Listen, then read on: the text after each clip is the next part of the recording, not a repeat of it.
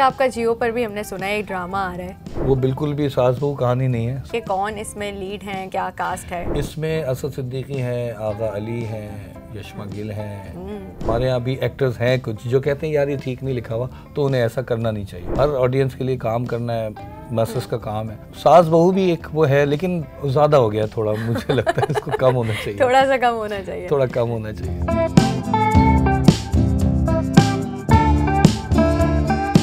Hi, this is Kahkashan Bukhari and you are watching me on Jio digital. बहुत सारे ड्रामे आप और हम सभी देखते हैं, उसको क्रिटिकली जज भी करते हैं, और हमेशा ये होता है कि अच्छी कहानियाँ नहीं आ रही। समटाइम्स ऐसा होता है कि एग्जीक्यूशन में भी बहुत सारे मसले आ रहे होते हैं, और डायरेक्टर जो होता है वो कैप्टन ऑफ द शिप होता है। तो आज जो मेरे गेस्ट हैं वो भी कैप्टन ऑफ द शिप हैं, बहुत सारे ड्रामों के।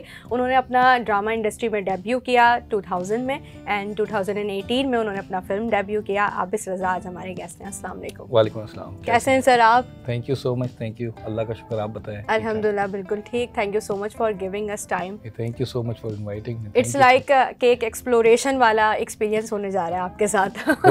अच्छा। हम स्टार्ट करेंगे 2000 से और यहाँ तक आएंगे। आप रेडी है इस राइड के लिए? बिल्कुल राइट। अच्छा देखिए, इतना क्योंकि टाइम गुजर गया है, ड्रामा इंडस्ट्री के डायनामिक्स भी चेंज हो रहे हैं, जिस तरह सिनेमा के डायनामिक्स चेंज हो रहे हैं। देयर आर OTT प्लेटफॉर्म्स, फिर नेटफ्लिक्स का क्रेज़ है, उसी तरह ड्रामे की भी जो है वो अंदाज बदल रहे हैं, कहानियाँ बदल रही हैं। सो 2000 से लेके अब तक का जो ये सफ़र है, आपने खुद कैसा देखा टीवी का? मैं काफ़ी लोगों को पता नहीं, तो मैं बताऊं कि मेरा जो सफ़र का जो आगाज़ है वो होता है एडिटिंग से। तो वीडियो एडिटर के तौर पे मैं अपना इस इंडस्ट्री के अंदर मैंने कदम रखा था। और उस वक्त तो ये होता था कि हमारी जो प्राइवेट इंडस्ट्री 2000 था, तो नया प्राइवेट इंडस्ट्री जो है वो शुरू हो रही थी उसी वक्त। तो उसमें ये था कि दुनिया भर के जितने जॉनरास हैं सब पे काम हो रहा था। कॉमेडी भी हो रहा था, तो एक्शन भी हो रहा था, थ्रिलर भी, मिस्ट्री भी, ड्रामा भी, सोशल ड्रामा भी, हर किस्म की स्टोरीज हो रही थी। फिर आहिस्ता आहिस्ता वो सारी जर्नी जो है वो आई एम फॉर्चुनेट इनफ कि मैं उसका हिस्सा भी रहा, साथ साथ उसके साथ गुजरा भी मेरा वक्त। तो मैंने देखा कि वो चीज़ें ना बड़ी सॉर्ट होती गई आहिस्ता आहिस्ता, कि जी ये नहीं करना, ये ऑडियंस के लिए नहीं करना, ये नहीं करना, ये नहीं करना। तो इवेंचुअली अब हम जहाँ खड़े हैं वो एक सोशल ड्रामा, डोमेस्टिक स्टोरीज़ के ऊपर हम आके यहाँ खड़े हो गए। तो वो उसके पीछे पूरी एक प्रोसेस है फिल्ट्रेशन का। और उस वक्त जो होता था कि उसने मुझे जो हेल्प किया कि सारे जॉनरास पे मैंने काम कर लिया, एडिटिंग के तौर पे स्टार्ट किया था। तो उसके बाद फिर मुझे एक अर्ज होती है ना कि जी मुझे डायरेक्टर बनना है। तो फिर मैंने जहाँ मैं एडिटिंग करता था वहाँ मैंने इनिशिएट किया। मैंने अपना एक पिच किया कि यार मैं डायरेक्टर बनना चाहता हूँ। तो मुझे यूँ देख के जो हमारे वहाँ प्रोड्यूसर थे उन्होंने कहा कि तुम्हें पता है डायरेक्शन कितना मुश्किल काम है। मैंने कहा, जो उनसे मैंने रिक्वेस्ट की, मैंने कहा देखें आपके पास जितने भी डायरेक्टर्स आ रहे होते हैं तो उनकी जो गलतियाँ होती हैं तो वो मैं इधर मैं एडिट ही कर रहा होता हूँ ना, मैं एडिट ही कर रहा था, मैं निकाल रहा होता हूँ, तो मैं अपनी गलती भी करके निकाल दूंगा। तो उनको अच्छी लगी शायद बात, उन्होंने कहा कि अच्छा मुझे करके दिखाओ। तो वहाँ से मेरी इस तरह जर्नी स्टार्ट हुई और बस आज। अच्छा, उस वक्त आप किसी न्यूज़ चैनल से एसोसिएट थे? नहीं, मैं उस वक्त एक प्रोडक्शन हाउस होता था विजन प्लस, मैं उसके साथ था। और फिर उसके बाद फिर इंडस वगैरह भी आना शुरू हो गया था, काफी दूसरे चैनल्स आना शुरू हो गए। उस वक्त तो मेरा ख्याल है ग्रो कर रही, मतलब शुरू हो रही थी ड्रामा इंडस्ट्री। ये सब कुछ बाद में फिर आना शुरू हुआ। तो आई वाज फॉर्चुनेट कि मैं काफी इस इंडस्ट्री के अंदर जो इवॉल्व होते हुए मैंने देखा है इसको कि कैसे कहाँ से कहाँ पहुंचे। सर, बड़े सारे लोगों के साथ आपने काम किया है, उसमें बड़े A-लिस्ट एक्टर्स भी हैं और बिल्कुल नए न्यू कमर्स जो हम कहते हैं उन्हें भी आपने बड़े चांसेस दिए। आज वो सब जो है वो सुपरस्टार्स भी बने हुए कुछ। बस वो उनकी अपनी मेहनत है। हम लोग तो एक रिस्क पे खेल रहे होते हैं कि जी जो जैसे ट्रायल एंड एरर्स का जो सिलसिला होता है उसके अंदर हम लोग डिफरेंट लोगों के, जाहिर है जिसके पास टैलेंट होता है वो टैलेंट कहीं रुकता नहीं है। और ये है भी बड़ा गॉड गिफ्टेड सा काम है। आप सीख के ये काम कर नहीं सकते, कोई किसी को इसको सिखा नहीं सकता। ये एक बड़ा इल्हामी सा काम है। एक्टर्स जो होते हैं वो अपनी जो अपना विजन होता है, अपनी समझ होती है लाइफ को लेके, उसके जो डिपिक्शन ऑफ वो लाइफ है अपने सिचुएशन को देखते हुए, तो वो अजम्पशंस पे भी चलता है, ऐसा हो तो क्या हो। तो वो उनकी अपनी वो है। हाँ, मैंने देखा है और बहुत सारों को देखा है सामने सामने से चलते हुए, और आज माशाल्लाह चमकते हुए सितारे हैं। हाँ। तो किसी का ऑडिशन याद है आपको कि आपने कहा ये तो बहुत मुश्किल है, ये तो आगे मतलब जा ही नहीं सकता, और वो बाद में स्टार बन गया? नहीं, मैं ऐसा हूँ नहीं कि मैं किसी को रिजेक्ट करूं, क्योंकि मैं ये सारा कुछ फेस किया हुआ आदमी जब होता है ना, तो वो डरता है इस तरह के स्टेटमेंट होता है ना जब इंसान। एग्जैक्टली।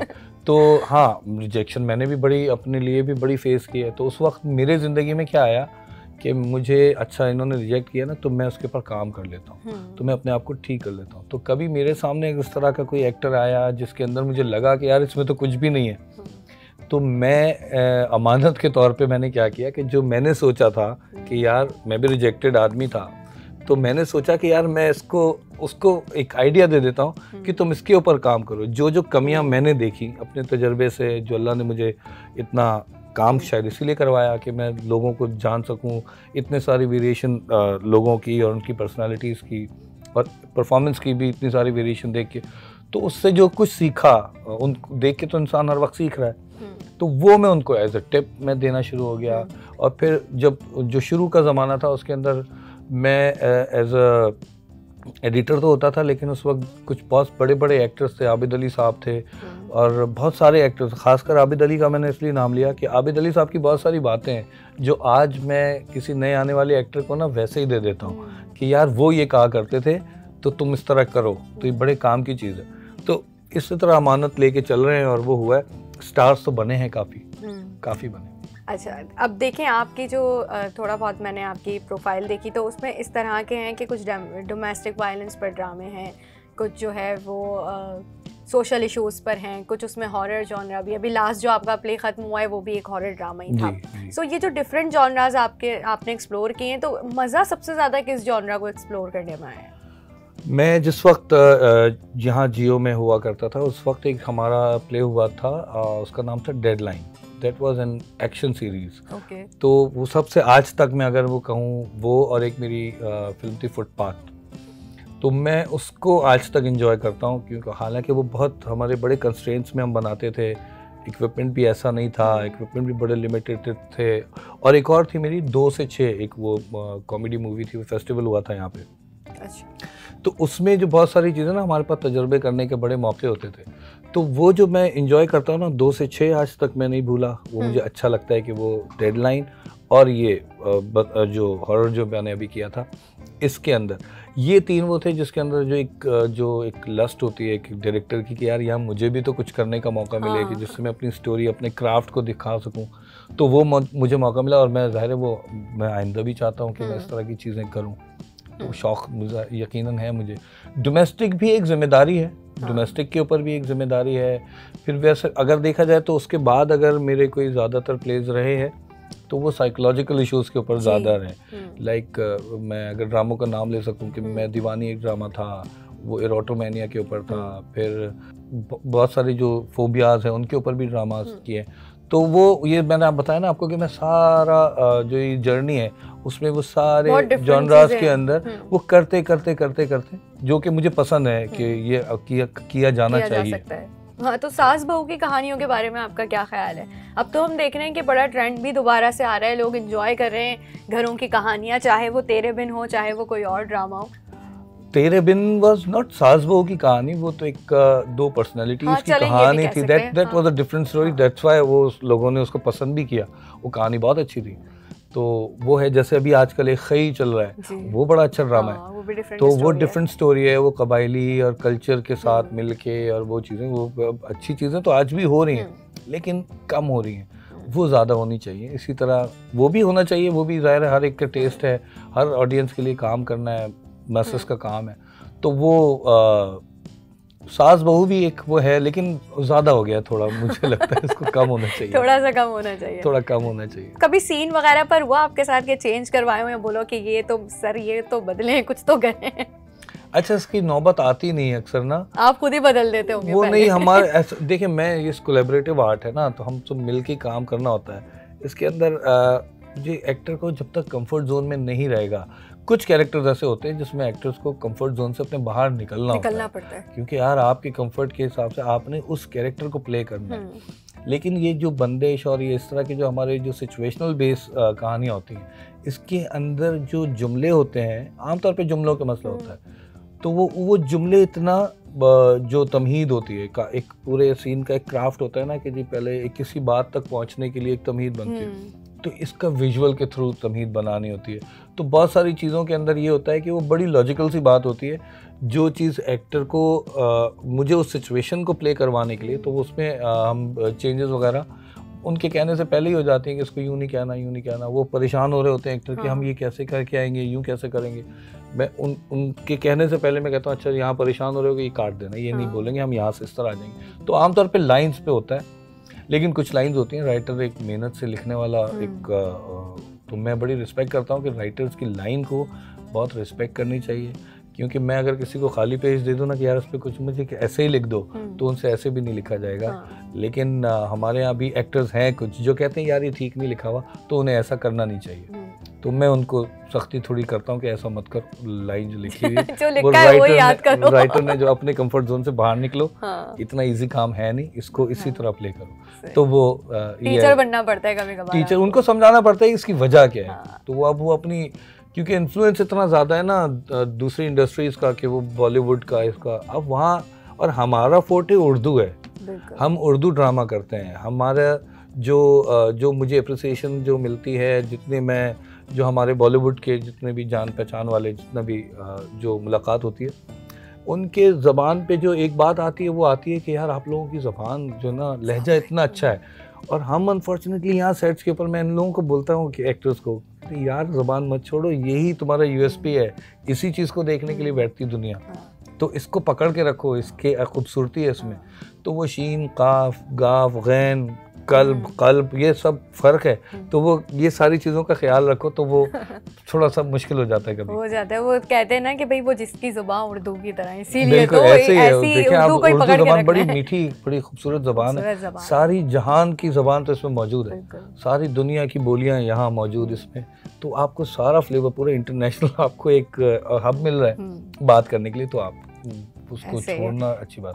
अच्छा, अभी आपका जियो पर भी हमने सुना है एक ड्रामा आ रहा है जी, तो उसके बारे में थोड़ा सा बताएं, किस तरह की कहानी है? और ये वो बिल्कुल भी सास बहू कहानी नहीं है, सबसे अच्छी बात तो ये वो देखें, ये वो बिल्कुल वो कहानी है, नेकी और बदी की कहानी है वो। अच्छा, कि ना पहले दिन से नेकी ख़त्म हुई है, ना आखिरी दिन तक बदी ख़त्म होगी। तो इसके ऊपर वो कहानी है, मैं ज़्यादा बता नहीं पाऊँगा, जो हमारे कुछ लीगल इश्यूज रहते हैं कॉन्ट्रैक्ट के हवाले से, अंदर तो हमें भी पता है जी। तो वो सास बहू नहीं है, डिफरेंट कहानी है, पर्सनैलिटी क्लैश के ऊपर कहानी है, और उसके अंदर एक हिस्टोरिकल रेफरेंस है। अच्छा, वो आप लोग देखेंगे तो नाम से पता लग जाएगा। एक्शन मिलेगा हमें इस कहानी में? एज सच एक्शन तो नहीं है, इट्स हल्का फुल्का सा जो लेकिन एक्शन उस तरह एक्शन नहीं होगा। ब्लेंडेड विद लव स्टोरी, ये it's based on egos. Okay, तो ये ईगोज की कहानी है। तो जिसकी ये एक मेरा ख्याल है कि हमारा एक रेलिवेंट इशू भी है, रिलेटेबिलिटी भी है, कि हर घर में हर आदमी ऐसा किसी को एक को जानता ज़रूर होगा कि जिसके ईगोज के इशू हैं। तो सर शूटिंग खत्म हो गई है इसकी या अभी चल रही है? ऑलमोस्ट ख़त्म हो गई है, बस थोड़ा सा कुछ पैच वर्क। तो और कब तक ऑडियंस जो है वो देख पाएगी, अगर आप बता सकें? ये मेरी इतना वो अब क्योंकि ये मेरा डोमेन नहीं है, तो इसमें हम लोग फिर इंतजार ही करेंगे। बिल्कुल। अच्छा, जाते जाते कुछ अगर आप हिंट दे सकें कि कौन इसमें लीड हैं, कौन क्या कास्ट है? इसमें असद सिद्दीकी हैं, आगा अली हैं, यशमा गिल हैं, महमूद असलम हैं, नवाल सईद हैं। जबरदस्त। ये इस तरह की इसमें इससे ज्यादा जो है वो बता नहीं पाएंगे। इससे अब आप लोग बाकी डिजिटल पे जितनी भी पोस्टिंग है उससे अंदाजा हो, कुछ दिनों के बाद आप लोगों को पता चल ही जाएगा कि जल्दी क्या आने वाला है। चलिए, thank you so much sir, बहुत शुक्रिया, आपने इतना टाइम दिया। और जितने लोग आप हमें देख रहे हैं, आप जाते जाते कमेंट सेक्शन में बताएंगे जो हिंट्स आपको मिली हैं उससे आपको क्या लग रहा है कि कौन सा ड्रामा आने वाला है जो एक मरतबा फिर आप लोगों को हैरान कर देगा। जाते जाते कमेंट सेक्शन में ज़रूर मेंशन कीजिएगा। टिल देन अपना बहुत ख्याल रखिएगा। अल्लाह हाफिज़।